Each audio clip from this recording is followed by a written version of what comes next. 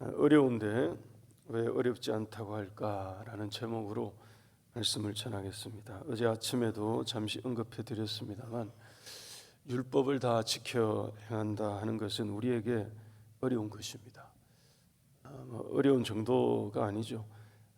거의 불가능한, 그래서 아무도 하지 못했습니다. 실은 바울이 로마서에서 증언했죠. 율법 아래에서는 의인이 없나니, 그래서 하나도 없다고 아예 선언을 했습니다. 모두가 다 치우쳐서 다 무익하게 되고 말았다고 선포했습니다.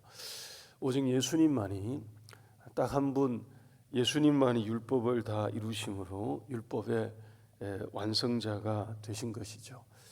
근데 11절 말씀을 보면, 내가 오늘 너에게 명령한 이 명령은 내게 어려운 것도 아니고 먼 것도 아니라고 합니다. 조금 어폐가 있는 것처럼 들리기도 하고요.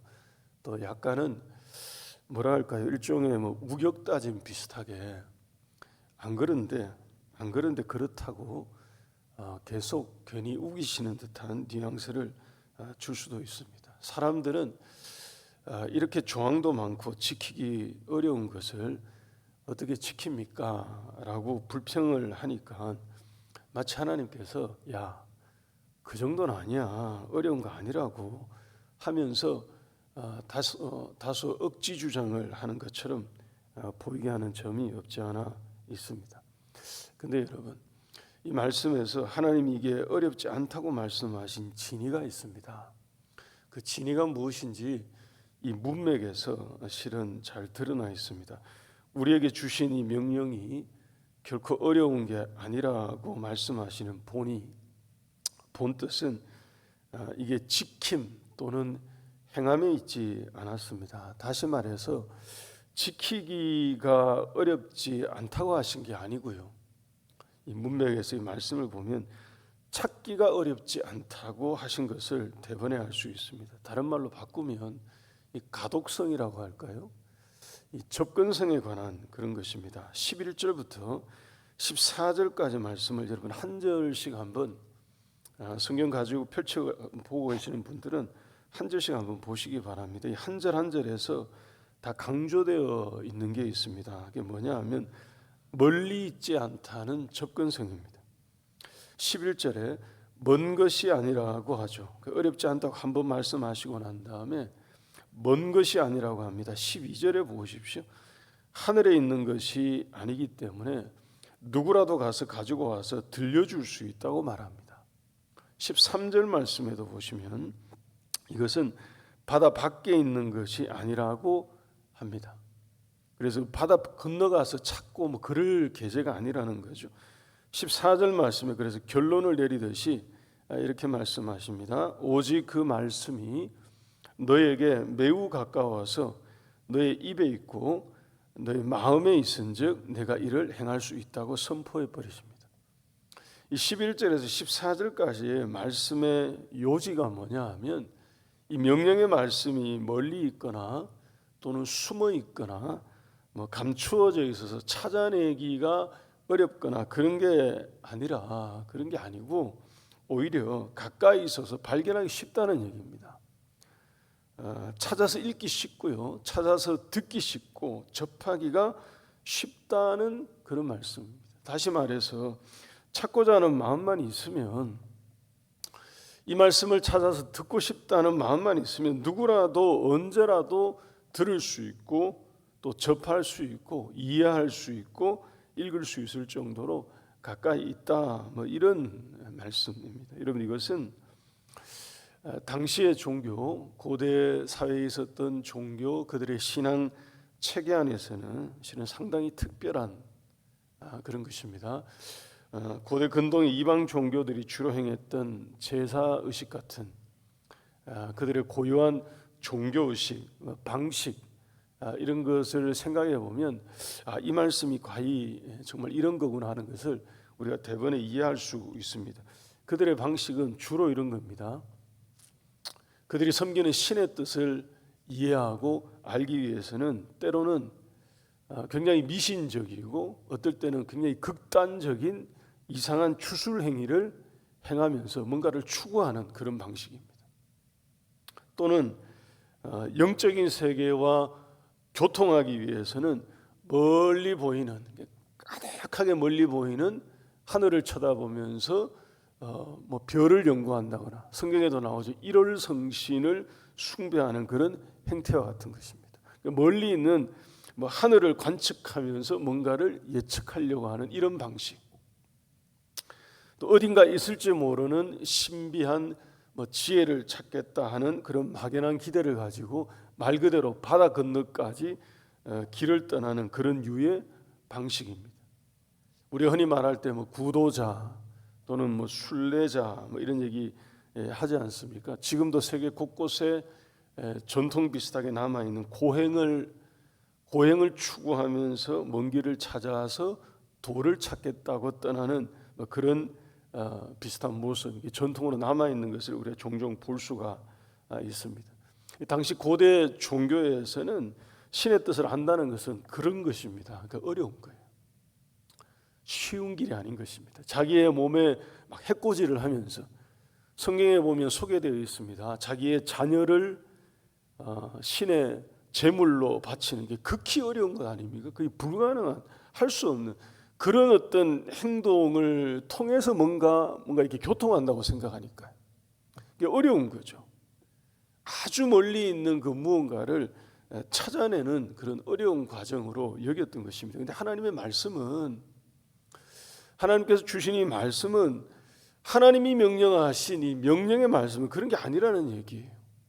실제로 여러분, 유대인들에게 하나님이 그들의 삶 가운데 적용하라고 가르치신 방식은 굉장히 가까이 있는 것입니다. 가정에서 말씀을 가르치라고 했거든요. 가정에서 자녀들에게 매일같이 말씀을, 율법을 들려주라고 말씀하십니다. 길을 갈 때든지 앉아 있을 때든지 누워 있을 때든지 주야로 말씀을 강론하라고 얘기하고요, 듣게 하라고 말하고 묵상하게 했습니다. 접근성이 과할 정도로 가까이 있었던 거예요. 지나칠 정도로 쉬웠던 것입니다. 이 사람들의 일상 가운데에 그냥 깊이 들어와 있었던 것입니다. 가정에서만 그랬던 게 아니고요. 유대인들은 절기를 맞이하게 되면 또는 안식일 때마다 공개적으로 말씀을 낭독했습니다. 안 들을 수가 없는 거예요. 의무적으로 다 들어야 했던. 14절 다시 한번 보십시오. 오늘 본문 14절 다시 보시면 이 구절이 바로 그런 점을 얘기한 것입니다. 매우 가까이 있어서 입에 있다고 얘기합니다. 그리고 마음에 있다는 거예요. 그래서 마음만 먹으면 얼마든지 실은 그것을 붙들고 행할 수 있고 지킬 수 있는 여건이, 그런 여건이 다 구비되어 있었다 하는 뜻입니다. 여러분, 시험을 볼 때 우리가 보통 객관식, 그것을 사지선다형이라고 하지 않습니까? 4개 중에 하나를 딱 골라내라 하는 그런 거죠. 근데 문제를 전혀 모르고, 그 문제가 묻는 내용도 전혀 모르고, 그래서 답도 모르고 아무것도 모른다라고 하면 그게 객관식이든 뭐 주관식이든 당연히 다 어렵고 맞출 수가 없을 것입니다. 근데 문제도 알고 그 문제가 묻는 관련된 내용도 다 알고 답도 알고 완전히 다 알고 있다 그러면 뭐 그것처럼 쉬운 게 어디에 있겠습니까? 딱 보면 바로 찾을 수 있는. 우리가 가끔씩 세일에 때 뭐 성경 퀴즈 비슷하게 다 내드리면 그냥 아시는 분들은 바로 딱 보이면 답이 바로 딱 보일 만한 것이지 않습니까? 객관식 사지선다형 내면 다 그런 거거든요. 다 알고 있으면. 하나님이 굉장히 쉬운 문제를 그래서 내십니다.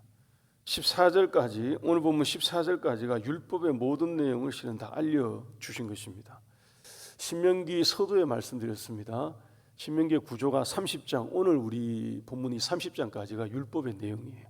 내일부터 나올 31장부터는 신명기의 이 끝맺은 말 같은, 마지막 인사말 같은 그런 것입니다. 그래서 율법의 내용은 오늘 이 본문이 마지막입니다. 이게 율법의 끝 내용이거든요. 그러니까 14절까지 이 내용을 다 알려주셨어요. 지나칠 정도로 자주 얘기해 주셨죠. 반복해서 여러 번 얘기해 주시고 답도 다 알려주셨습니다. 이럴 때는 이렇게 하고 저럴 때는 저렇게 하고, 어제 아침에 나왔던 본문에서는 넘어졌을 때는 이렇게 하라는 것까지 다 알려주셨습니다. 그리고 나서 뭘 하시느냐? 문제를 내십니다. 15절을 보십시오. 오늘 본문 15절. 보라, 내가 오늘 생명과 복과 사망과 화를 내 앞에 두었다라고 말합니다. 여러분, 언뜻 보면 이게 사지선다형처럼 보이죠. 4개를 말씀하시니까. 근데 보기를 가만히 보니까 이게 사지선다형이 아니고요, 이지선다형입니다. 2개 중에 하나를 고르는 거예요. 생명과 복이 같은 것이고요, 사망과 화가 같은 것입니다. 그래서 둘 중에 하나를 택하라고 보기를 2개 주신 것입니다. 이지선다형이죠. 완전 쉬운 문제입니다. 답이 뻔하게 보이는 거고요, 그냥 이게 답이다라고 표시해서 주신 것과 같습니다. 근데 여러분, 이렇게 쉬운 문제가 사람들에게 어려웠습니다. 이해하기 쉽고 알기 쉽고 알아두기 쉽고 알아듣기 쉽고 그냥 다 쉬웠는데요, 뭐 이처럼 쉬운 게 없는, 보면 답이 보이고 답은 이거다라고 계속 얘기해서 이게 있다라고 이렇게 이제 답을, 문제를 던지신 거죠. 이 중에 딱 택하면 된다고, 둘 중에 답을 딱 알려주시고 택하라고 얘기를 하시는데, 이 쉬운 문제가 이상할 정도로 사람들에게 자꾸 어렵게 다가오는 것입니다. 자꾸만 사람들이 오답을 선택해 버리는 것입니다. 이유가 뭐겠습니까, 여러분? 이렇게 쉬운 문제를 답까지 다 알려주셔서 우리에게 주셨는데, 이걸 뻔히 보이는 답인데 이걸 어려워하면서 자꾸 오답을 택하는 이유가 뭐겠습니까? 어제도 나왔던 것처럼 마음의 할례를 받아 심령이 변화가 되어야 하는데 그렇지 않으니까 뻔히 보이는 답이 보이지 않는 것입니다. 보이는데 자꾸 안 보는 거죠. 아닌 것을 자꾸 답이라고 주장하고 싶은 것입니다.